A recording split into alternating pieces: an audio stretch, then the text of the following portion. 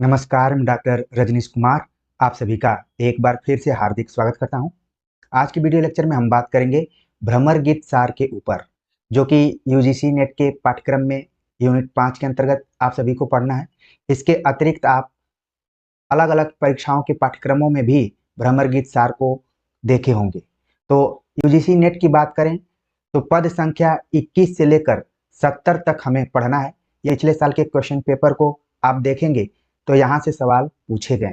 तो हम उन परीक्षाओं में पूछे गए सवालों के दृष्टिकोण से पढ़ेंगे और संभावना के आधार पर कि किस तरीके से सवाल भ्रमर गीत सार से पूछे जा सकते हैं, उस पर भी बातचीत करते हुए एक एक पद की व्याख्या करेंगे और व्याख्या से जुड़ी हुई परीक्षोपयोगी तथ्यों पर भी बात करेंगे।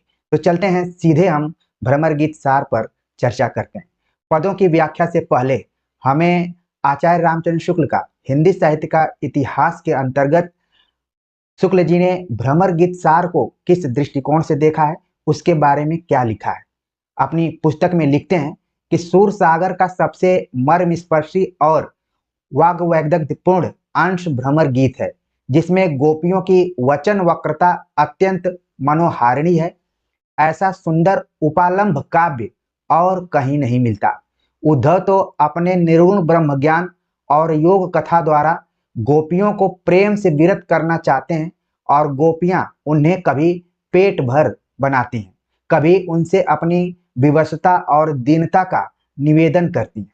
तो यहाँ पर आप देख रहे हैं कि आचार्य रामचंद्र शुक्ल ने भ्रमर गीत सार का मूल्यांकन किस तरीके से किया है। आपको ध्यान में रखना है कि भ्रमर गीत सार सूर सागर से जुड़ा हुआ है, उसी के एक अंश को यहाँ पर प्रस्तुत किया गया है और आचार्य रामचंद्र शुक्ल ने ही 400 पदों का संकलन करते हुए भ्रमर गीत सार नाम से पुस्तक का संपादन किया है। तो भ्रमर गीत का संबंध किससे है? सूर सागर से।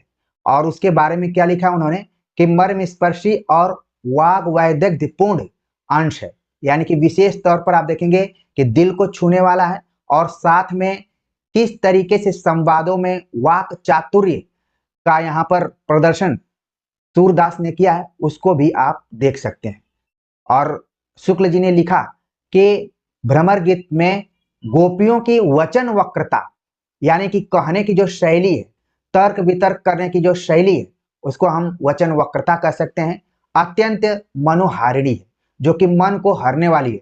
जब उद्धव और गोपियों के संवाद को आप देखेंगे और उसमें गोपियां जो कि गांव की मानी जाने वाली महिलाएं हैं, कम पढ़ी लिखी हैं या फिर निरक्षर हैं या फिर गंवार हम कह सकते हैं, फिर भी उद्धव उनके सामने पस्त हो जाते हैं। क्यों? क्योंकि उनमें वचन वक्रता चरम स्थिति में पाई जाती है और वो अपनी तर्कशीलता से उद्धव की बोलती बंद कर देती हैं। वैसे भी आप देखेंगे कि गांव की महिलाओं से तर्क वितर्क करने में शायद ही कोई आगे निकल पाए। तो गोपियां भी उसी का प्रतिनिधित्व करती हुई दिखाई देती हैं। और यहाँ पर आचार्य रामचंद्र शुक्ल ने लिखा कि वो वचन वक्रता कैसी है? अत्यंत मनोहारिणी है, यानी कि मन को हरने वाली है। और आगे लिखते हैं कि ऐसा सुंदर उपालंभ काव्य और कहीं नहीं मिलता। यानी भ्रमर गीत का दूसरा नाम आप देखेंगे कि उपालंभ काव्य, यानी कि इस काव्य के माध्यम से गोपियां कृष्ण के पास उलाहना भेज रही हैं, क्योंकि कृष्ण गोपियों को छोड़कर मथुरा से गोकुल से मथुरा जा चुके हैं और उनके प्रतिनिधि के तौर पर उद्धव आए हुए हैं। यानी कि गोपियां भ्रमर गीत में अपने मन में उठने वाली जो भी शिकायतें हैं, उपालंभ है, उलाहना है, उसको भी प्रस्तुत कर रही हैं। इसीलिए भ्रमर गीत का दूसरा नाम है उपालंभ काव्य। कई जगहों पर आपने देखा होगा इसको ध्वनि काव्य भी कहा जाता है। इस चीज को भी आप ध्यान में रखिए, भ्रमर गीत का गीत को ध्वनि काव्य के नाम से भी जाना जाता है और उपालंभ काव्य तो है ही। शुक्ल जी लिखते हैं कि ऐसा उपालंभ काव्य और कहीं नहीं मिलता। उद्धव तो अपने निर्गुण ब्रह्म ज्ञान और योग कथा द्वारा गोपियों को प्रेम से विरत करना चाहते हैं, यानी कि वो गोपियों को योग, ब्रह्म ज्ञान, निर्गुण आदि बताने का प्रयास करते हैं, यानी कि प्रेम और भक्ति से दूर रखने की कोशिश करते हैं। लेकिन गोपियां उन्हें कभी पेट भर बनाती हैं, कभी उनसे अपनी विवशता और दीनता का निवेदन करती हैं। यहाँ पर दोनों पक्षों को दिखाने का प्रयास किया गया है कि जहां पर गोपियां उद्धव का मजाक भी उड़ाती हैं और उनका मजाक उड़ाती हैं, खुद उनको लगता है कि ये दुनिया का सबसे मूर्ख व्यक्ति है, लेकिन कई बार उद्धव के सामने अपनी विवशता और दीनता का निवेदन भी करती हैं। दोनों रूप आपको आने वाले पदों में दिखाई पड़ेंगे। इन पंक्तियों को आप सभी के सामने प्रस्तुत करने की जरूरत क्यों पड़ी?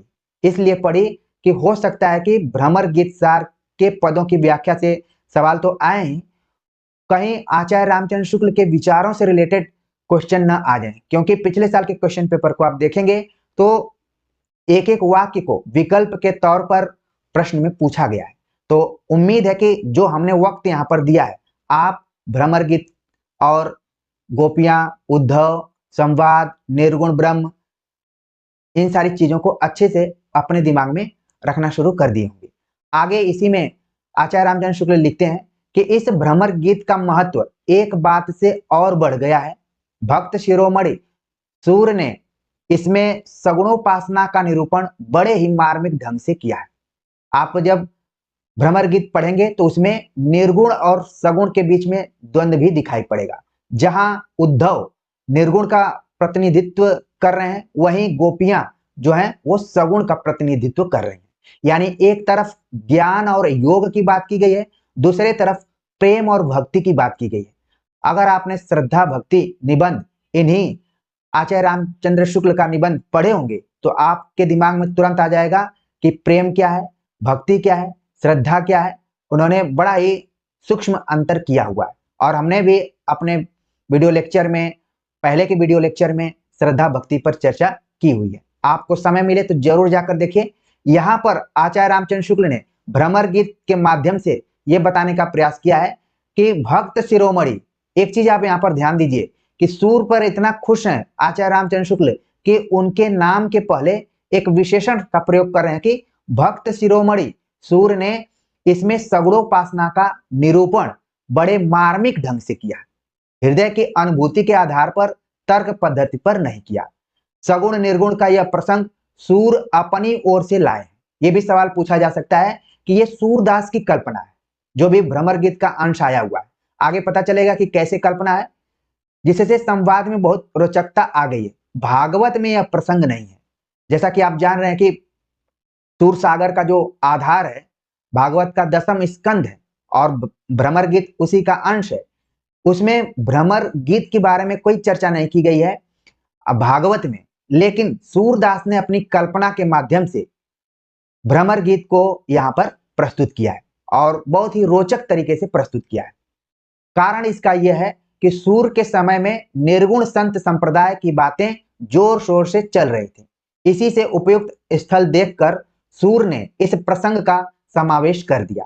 यानी कि आपको भ्रमर गीत पढ़ते हुए इसके पहले का जो हिंदी साहित्य का इतिहास है, नाथ सिद्ध की जो परंपरा रही है और उनकी जो विशेषताएं रही हैं, वो आपके दिमाग में आनी चाहिए। उस जमाने में भी गोरखनाथ इत्यादि ने हठ योग साधना पर जोर दिया था, इसीलिए जनमानस में हठ योग का बहुत ज्यादा प्रभाव नहीं पड़ा। जब आप किसी से निर्गुण ब्रह्म योग इत्यादि की बात करते हैं तो व्यक्ति उसमें बहुत कम इंटरेस्ट लेते हैं, वो रुचिकर नहीं होता। वो क्या है, बहुत ही एक तरीके से साध्य कष्टकर है, उसमें बहुत ही अपने को नियंत्रित करने की का प्रयास होता है या फिर कोशिश करनी पड़ती है। यानी कि वो तपस्या की तरह होती है, उसको करना बहुत ही कठिन है। तो निर्गुण के बरक्स उसके समानांतर सगुण को यहाँ पर महत्व दिया है सूरदास ने। और यहाँ पर बताया गया कि उनके पहले निर्गुण संत संप्रदाय यानी कि कबीर के तरफ संकेत किया जा रहा है। कबीर भी नाथ सिद्धों से प्रभावित थे, वो भी हठ योग योग साधना पर जोर देते थे। तो यहाँ पर देखिए उसी चीज से जोड़कर आपको देखना है कि निर्गुण के समानांतर सगुण को प्रमुखता दे, उसका निरूपण किया है सूरदास ने।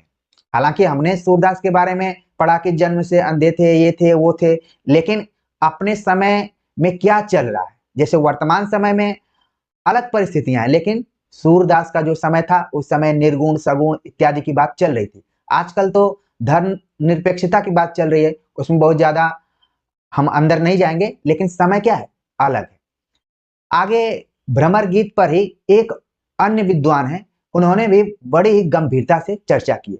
और मुझे लगा कि अगर आप जेएनयू में पढ़े होंगे या फिर पढ़ रहे होंगे या फिर आगे पढ़ने का सपना देख रहे होंगे, तो आपको इस किताब को जरूर पढ़ना चाहिए। प्रोफेसर मैनेजर पांडे, जो कि जेएनयू के प्रोफेसर भी रहे और हिंदी आलोचना में इनका महत्वपूर्ण रोल भी रहा, इन्होंने एक पुस्तक लिखी, भक्ति आंदोलन और सूरदास का काव्य। तो उसके पेज नंबर 206 से हमने लिया है।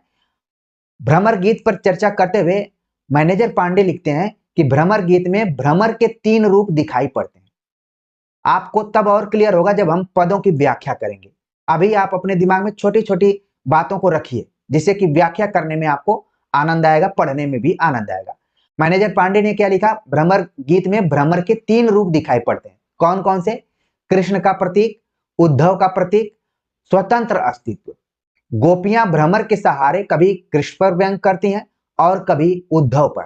इसके पश्चात गोपियों से उद्धव का जो संवाद और विवाद चला है, उसमें लोकमानस, ऋषिमानस, भक्तमानस और जनमानस का समन्वय व्यंजित हुआ है।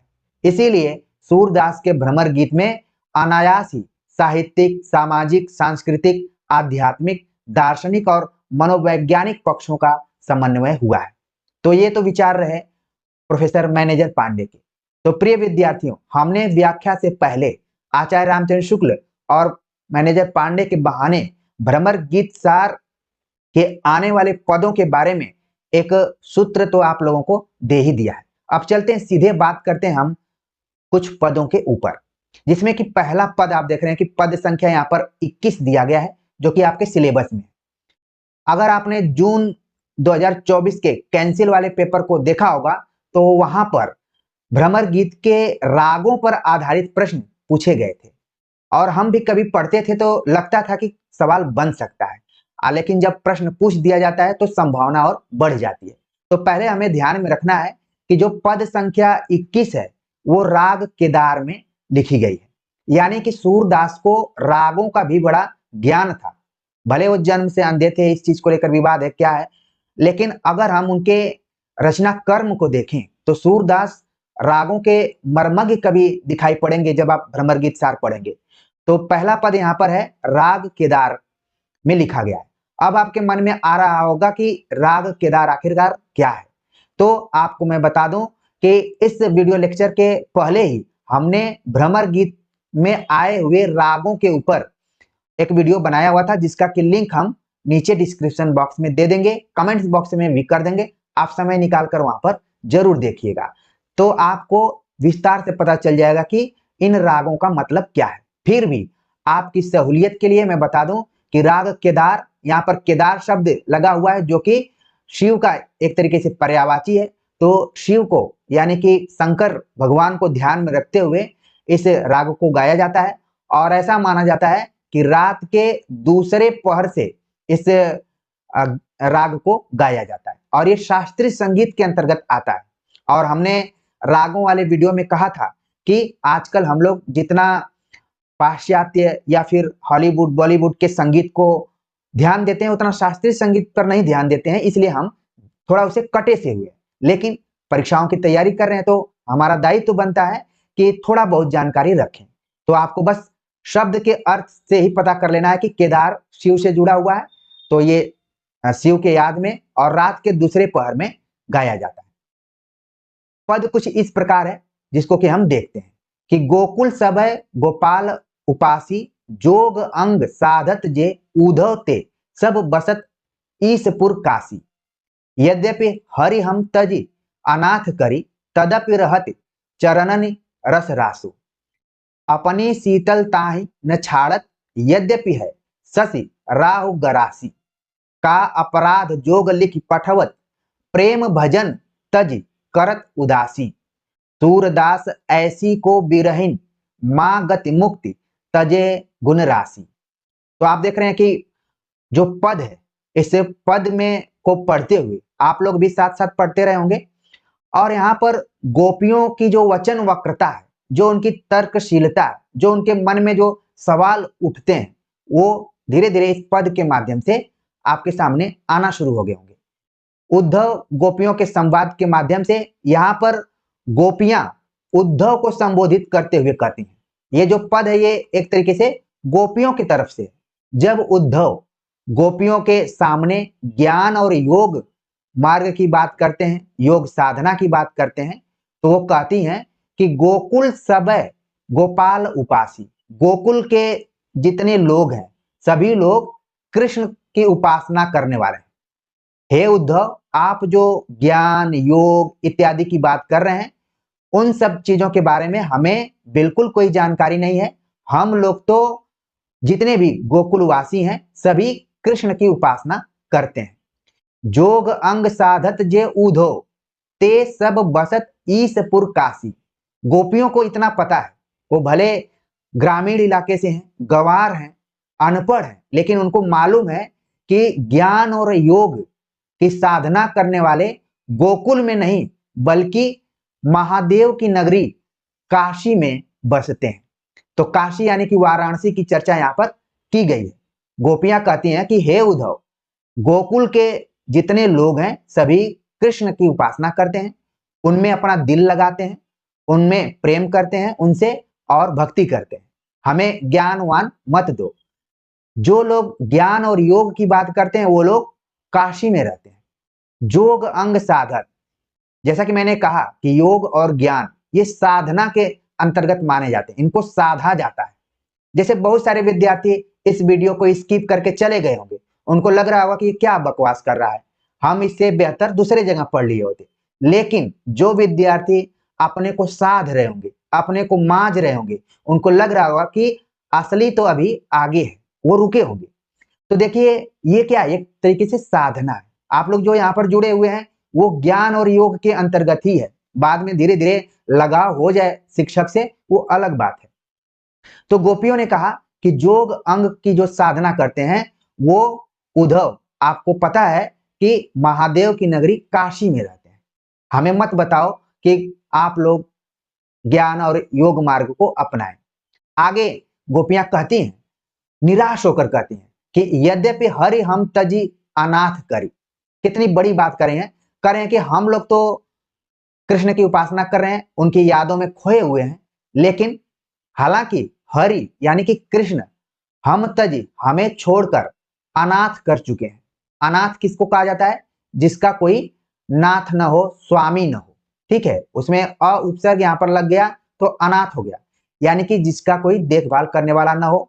वैसे तो अनाथ एक शब्द के अर्थ में है कि जिसके माता पिता न हो, यानी कि जिसका कोई गार्जियन न हो उसको अनाथ कहा जाता है। यानी कि गोकुल वासियों के लिए कृष्ण गार्जियन के तौर पर है। और वो कहते हैं कि यद्यपि हरि हम तज अनाथ करी, यानी कि कृष्ण ने हमें छोड़कर अनाथ कर दिया, तदपि रहत चरणन रस रासो, फिर भी हम लोग उनके चरणों में लीन रहते हैं, उनके यादों में लीन रहते हैं, उनकी भक्ति करते हैं, उनसे हम प्रेम करते हैं। भले वो छोड़कर चले गए लेकिन हमने उनको नहीं छोड़ा है। प्रिय विद्यार्थियों, याद कीजिए आप लोग अपने उन कक्षाओं के दिनों को, जब दो सहपाठी आपस में आपके प्रेम करते हुए दिखाई पड़े होंगे या फिर दोस्ती करते हुए दिखाई पड़े होंगे, उसमें से कोई एक जरूर कठोर हुआ होगा जो कि दूसरे को छोड़कर गया होगा। और ये जुड़ना और छोड़ना बहुत ही दर्दनाक क्रिया होती है। अगर आप लोगों ने इस चीज को देखा होगा, संकेत कर कर मैंने छोड़ दिया है। इस पंक्ति को आप देखिए, गोपियां उद्धव से कहती हैं कि हम ज्ञान और योग के बारे में कुछ नहीं जानते हैं, हम लोग कृष्ण की उपासना करने वाले हैं, और जहां तक ज्ञान और योग की बात है तो महादेव की नगरी काशी में ये सब चीज चलता है। वहां के लोगों को आप जाकर प्रेरित कीजिए, प्रोत्साहित कीजिए। हालांकि भले ही हमें कृष्ण छोड़कर चले गए लेकिन हम लोगों ने उनको नहीं छोड़ा है। मूल रूप से यही भाव है। और यहां पर आप देखेंगे कि गोपियों को बड़ा ज्ञान है। कैसा ज्ञान है? लोक का ज्ञान है। ठीक है, आप जब पढ़ेंगे भक्ति काल ना, तो उसमें आचार्य रामचंद्र शुक्ल ने लोक मंगल की भावना पर जोर दिया है।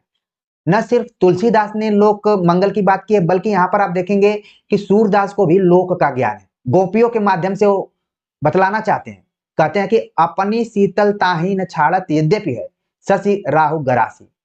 उनको ये पता है कि चंद्रमा को राहु ग्रस लेता है या फिर उसको अपने आगोश में कर लेता है, फिर भी चंद्रमा जिस चीज के लिए जाना जाता है, चंद्रमा की चंद्रमा का जो स्वभाव है, जो उसकी प्रकृति है, वो क्या है? शीतलता देने वाली है। भले उसको राहु ग्रस लेता है, लेकिन वह अपना मूल रूप, मूल प्रवृत्ति नहीं छोड़ता है, यानी कि शीतलता को नहीं छोड़ता है। उसी तरीके से हम लोग भी कृष्ण से प्रेम करते हैं तो प्रेम करते रहेंगे, भले जान चली जाए या फिर कुछ अनहोनी हो जाए, हम लोग छोड़ने वाले नहीं हैं। क्यों? क्योंकि उनको पता है कि भले कोई कितना भी संकट में हो, यहाँ पर बताया गया कि राहु चंद्रमा को गस ले या फिर अपने आगोश में ले ले तो भी चंद्रमा अपनी शीतलता को नहीं छोड़ता है। और आगे फिर से एक सवाल कर रही हैं गोपियां, कहती हैं कि का अपराध जोग लिखी पठवत प्रेम भजन तज करत उदासी। गोपियों को पता है कि उद्धव कृष्ण से मिलकर आए हुए हैं और कृष्ण ने ही उद्धव को इन सबके पास भेजा हुआ है, और कहती हैं कि का अपराध, हम लोगों का क्या अपराध था? सवाल करते हैं। ये सवाल बड़ा ही सोचने वाला है। कहते हैं कि हम लोगों ने क्या अपराध किया कि कृष्ण जोग का मार्ग बतलाने के लिए आपको भेजे, जहां पर हम सभी को प्रेम पत्र की जरूरत थी, वहां पर ज्ञान पत्र उन्होंने भिजवाया, उन पे क्वेश्चन भी कर रहे हैं। फिर भी हम लोग उदास नहीं होंगे, उनसे प्रेम करते रहेंगे।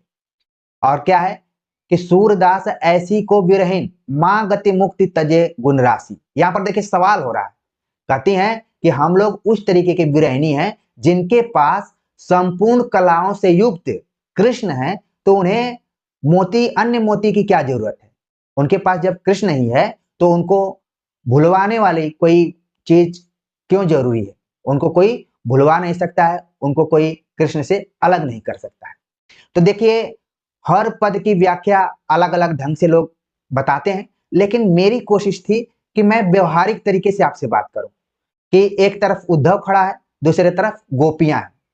उद्धव के लिए केवल उद्धव नहीं बोला जा रहा है, उद्धव बोला जा रहा है, और गोपियां मतलब एक से अधिक लोग हैं वहां पर। और आप कल्पना कीजिए कि अगर कोई पुरुष है और 4-5 महिलाएं हैं, 10 महिलाएं हैं, तो उससे बात करना बहुत कठिन है।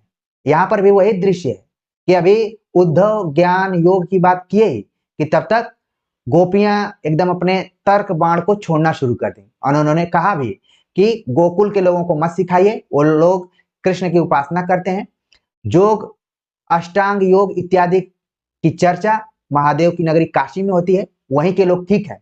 हालांकि फिर लगातार नीचे की पंक्तियों में क्या है? शिकायत है कि कृष्ण उनको छोड़कर चले गए, फिर भी वो उनको याद करती हैं। इसलिए याद करती हैं कि जैसे चंद्रमा को अगर राहु ग्रस ले भी तो भी वो अपनी शीतलता को नहीं छोड़ता है, इसलिए हम लोग भी नहीं छोड़ते हैं। और कहती हैं कि हमने क्या अपराध किया था कि आज ज्ञान योग की बात की जा रही है, प्रेम और भक्ति की बात नहीं की जा रही है। और कहती हैं कि हम लोग तो इस तरीके की विरहिणी हैं, ये माना जा रहा है कि गोपियां कृष्ण के अभाव में, उनके अनुपस्थिति में वियोग में है। इसीलिए सवाल भी पूछा जाता है गोपियों का विरह वर्णन। तो कहती हैं कि हम लोग तो अब विरहनी हो चुकी हैं, लेकिन ये क्या जरूरी है कि संपूर्ण कलाओं से युक्त कृष्ण हमारे पास थे, तो हमें झुंझुना थमाने की जरूरत है, हमें दिग्भ्रमित करने की जरूरत है, हमें डाइवर्ट करने की जरूरत है, कोई जरूरत ही नहीं है। तो पद की पूरी व्याख्या आप उम्मीद है कि समझ गए होंगे, और हमने टाइम लेकर आप सभी को समझाया भी। इसमें निर्गुण के, निर्गुण व सगुण में एक तरीके से समानांतर आप देख रहे हैं कि द्वंद्व है, निर्गुण और सगुण। एक तरफ उद्धव जो है निर्गुण की बात और गोपियां सगुण की बात कर रही हैं। दूसरा आप देखेंगे कि इसमें अलंकारों की योजना है, हो सकता है कि आगे एग्जाम में पूछ लिया जाए। तो आप देखेंगे यहाँ पर कुछ अलंकार है। यहाँ पर आप देखेंगे कि इन दो पंक्तियों में उदाहरण अलंकार है। यद्यपि हरित हम तज अनाथ करी तदप रहत चरण रसरासो अपनी शीतलताहीन छाड़त यद्यपि है शशिराहु गरासो। तो यहाँ पर आप देख रहे हैं कि उदाहरण अलंकार है, इस पंक्ति में उदाहरण अलंकार है पूरा, ठीक है। और इसके बाद देखेंगे कि मुक्ति की जो बात की गई यहाँ पर, इसमें श्लेष अलंकार है, यानी कि एक तो मुक्ति है, आजादी की बात की जा रही है, और दूसरी यहां पर देखेंगे तो मोती की बात की गई, ठीक है। तो इस मुक्ति के दो अर्थ हैं। तो इसमें आपने देखा कि उदाहरण अलंकार और श्लेष अलंकार मुख्य रूप से है। और भाषा शैली की मैं बात ही नहीं करूंगा, क्योंकि आप जानते हैं कि सूरदास ब्रजभाषा के बड़े कवि रहे हैं, ठीक है ना। तो ये कुछ विशेषताएं थी, बाकी पद आपको समझ में आ गया होगा। आगे बात करते हैं। अगला जो पद है, जो कि राग धनाश्री में लिखा गया है। राग धनाश्री क्या है, इसको जानना जरूरी है। हमने पिछले वीडियो लेक्चर में बताया भी था कि सिख परंपरा में इस राग का प्रयोग किया जाता है, और गुरु ग्रंथ साहिब के जो भी पद हैं उन पदों को इस राग में गाया भी जाता है। धनाश्री का संबंध वही से है, ठीक है। पद कुछ इस प्रकार से है कि जीवन मुँह चाही को नीको, दरस परस दिन रात करती है, कान्ह प्यारे पी को, नयनन मूदी मूदी किन देखियो, बंधियों ज्ञान पोथी को, आछे सुंदर श्याम मनोहर और जगत सब फीको, सुनो जोग को काले कीजे, जहां ज्ञान है जी को, खाटी मही नहीं रुचि माने, सूर खबैया घी को। तो इस पद को देखने के बाद भी आपके दिमाग में आना शुरू कर दिया होगा कि गोपियों को लोक का बहुत ज्ञान है। हमने मैनेजर पांडे के जिन भी कथनों के बारे में बताया, उसमें जनमानस की बात आई हुई, यानी कि अपने आसपास की चीजों को भी गोपियां बहुत अच्छे से कैच करती हैं। यहां पर गोपियां उद्धव से तो संवाद कर ही रही हैं, वो एक अनुमान लगा रही हैं कि जो कृष्ण के पास कुब्जा है उसके प्रति गोपियों का असूया भाव है, ठीक है। एक भाव है जिसको कि हम असूया भाव कहते हैं, जिसमें कि ईर्ष्या होती है। वो कहते हैं कि हम कृष्ण से दूर होकर विरहिणी का रूप धारण कर लिए हैं, लेकिन ये कुब्जा कितनी भाग्यशाली है कि वो कृष्ण के आसपास है, अपने सेवा भाव के माध्यम से ही उनको स्पर्श करने का उसको मौका मिल रहा है। तो इनके प्रति ईर्ष्या उत्पन्न हो रहा है। ईर्ष्या क्या है? मनोविकार है। आप चिंतामणि भाग 1 पढ़ेंगे तो अच्छे से समझ जाएंगे। आचार्य रामचंद्र शुक्ल ने उसमें विस्तार से कई मनोविकारों के बारे में चर्चा की है। तो यहाँ पर क्या है? असूया भाव है गोपियों का कुब्जा के प्रति। वो कहती हैं कि जीवन मुँह चाही को नीको, दरस परस दिन रात करती है, कान्ह प्यारे पी को। कहती हैं कि उस कुब्जा का जीवन बहुत अच्छा है, जो दिन रात सेवा भाव के कारण ही कृष्ण का दर्शन कर ले रही है, उनके पास रह रही है। और यहाँ पर उद्धव हम लोगों को कह रहे हैं कि आंख बंद करके ब्रह्म ज्ञान या फिर योग आप लोग करिए। कहती हैं कि नयनन मूद मूद किन देखियो, बंधियों ज्ञान पोथी को। कहते हैं कि हे उद्धव, आंख बंद करके योग और ज्ञान की बात मत करिए, यहाँ पर किताबी ज्ञान की बात मत करिए, व्यवहारिक होइए, प्रैक्टिकल होइए। आप कह रहे हैं कि आंख बंद करके निर्गुण ब्रह्म की उपासना कीजिए, जो कि संभव नहीं है। आछे सुंदर श्याम मनोहर और जगत सब फीको। और कहते हैं कि हम सभी के लिए तो इस पूरे संसार में या फिर जगत में कुछ अगर है तो वो श्याम सुंदर है, यानी कृष्ण जी। बाकी सब उनके आगे फीके हैं, उनका कोई स्वाद नहीं है। तो अब आप समझ गए होंगे कि गोपियां किस तरीके से अपनी वचन वक्रता, वाग वैदग्ध्यता के साथ उद्धव का मुकाबला कर रही हैं। अब ऐसे में व्यक्ति चुपचाप ही हो जाएगा, वो बार बार वहां पर परास्त महसूस कर रहा है कि कोई बात ही नहीं सुनने के लिए तैयार है, कितना भी इनको बताया जाए। आप सभी भी कभी एकांत में रहिएगा तो आंख बंद करके आप देखेंगे तो कई बार केवल अंधेरा सा दिखाई पड़ता है, या फिर अफनाट सी होने लगती है, या फिर आपका अगर कोई प्रिय होगा तो वो आपके आंख बंद करने के बाद आएगा, नहीं तो अगर कोई शत्रु होगा तो वो आ जाएगा। कभी आप लोग ट्राई कीजिएगा। यहाँ पर कुब्जा के प्रति असूया भाव प्रकट करते हुए गोपियां कहती हैं कि कुब्जा का ही जीवन अच्छा है, कि कम से कम वो कृष्ण के आसपास तो है। और यहाँ पर उद्धव योग की बात कर रहे हैं, आंख बंद करके उस निर्गुण ब्रह्म जिसका न कोई रूप है, न कोई रंग है, न कोई आकार है, न कोई गुण है, उसकी बात कर रहे हैं। अपनी पुस्तकीय ज्ञान को छोड़िए। और कई बार लोग बोलते हैं किताबी कीड़ा होना, ये भी अच्छी बात नहीं है। और गोपियों ने कहा कि हमारे लिए जो भी है वो कृष्ण है, उनके अतिरिक्त ये पूरी दुनिया क्या है? फीकी है। आगे क्या है कि सुनो जोग को काले कीजिए, जहां ज्ञान है जी को, कहते हैं कि हे उद्धव, इन सब जोग भरी बातों को, योग इत्यादि की बातों को, ज्ञान की बातों को आप अपने पास रखिए। हम लोगों का जी खुद जंजाल में फंसा हुआ है। हम लोग क्लियर नहीं कर पा रहे हैं कि कैसे कृष्ण से मुलाकात हो, कैसे उनका दर्शन हो जाए, क्या हो जाए। हम लोग खुद परेशान हैं और उसमें भी आप योग की बात कर रहे हैं। और फिर उदाहरण जो दे रही हैं वो देखिए जबरदस्त तरीके से देखने लायक है। कहती हैं कि खाटी मही नहीं रुचि माने सूर खबैया घी को। कहते हैं कि हे उद्धव, जो व्यक्ति घी का स्वाद ले लिया हो उसको अगर आप छाछ, मही का यहाँ पर अर्थ छाछ, खाटी मही यानी दही से जो छाछ बनती है और दही से ही घी भी बनता है उसको मथने के बाद, दोनों प्रोसेस आप देखेंगे दूध से। यानी कि गोपियों का जो सामाजिक आप देख रहे हैं जुड़ाव किस एरिया से, जहां से दूध इत्यादि उत्पादित होता है, दूध का कारोबार किया जाता है। इसलिए वो भली भांति जानती है कि अगर जो व्यक्ति घी का स्वाद ले लिया हो वो इस तरीके से छाछ के स्वाद से कैसे अपने को जोड़ेगा। यहाँ पर बहुत बड़ा सवाल उठा रही हैं। उनके नजर में क्या है, जो छाछ है वो निर्गुण है और जो घी है वो क्या है, सगुण है। इस चीज को भी आपको देखना है। आप प्रिय विद्यार्थियों, मैं सोच रहा हूं कि आप सभी बारीकी से इन पदों को देखिए और ये पद आपके मन मस्तिष्क में कहानी के रूप में बैठ जाए। आप अगर शिक्षक भी हो जाएं तो ये लेक्चर आपके काम में जरूर आए और आपके जो भी विद्यार्थी हैं एकदम भाव विभोर हो जाएं और लगे कि हाँ भाई अच्छे से हमने इसको समझा है। तो उम्मीद है कि आप लोग भी समझ गए होंगे। इन दो पदों में आपने देखा कि पहले में उद्धव, गोपियां उद्धव से कहती हैं कि हमें योग के बारे में मत बताइए, वो हमारा एरिया ही नहीं है। और यहाँ पर कुब्जा को याद कर रहे हैं और पूरी बात यहाँ पर कर रहे हैं। अगर इसमें हम कुछ अलंकारों की बात करें तो आप देख रहे हैं कि मूदी मूदी शब्द आया हुआ है। ठीक है, दो बार शब्द जब दोहराया जाता है तो इसको कहा जाता है पुनरुक्ति प्रकाश अलंकार। एक खास अलंकार आप देखेंगे कि आता है, जब एक ही शब्द दो बार आए तो वहां पर पुनरुक्ति प्रकाश अलंकार हो जाता है। इसके बाद आप देखेंगे कि यहाँ पर है सुनो जोग को काले कीजिए जहां ज्ञान है जी को।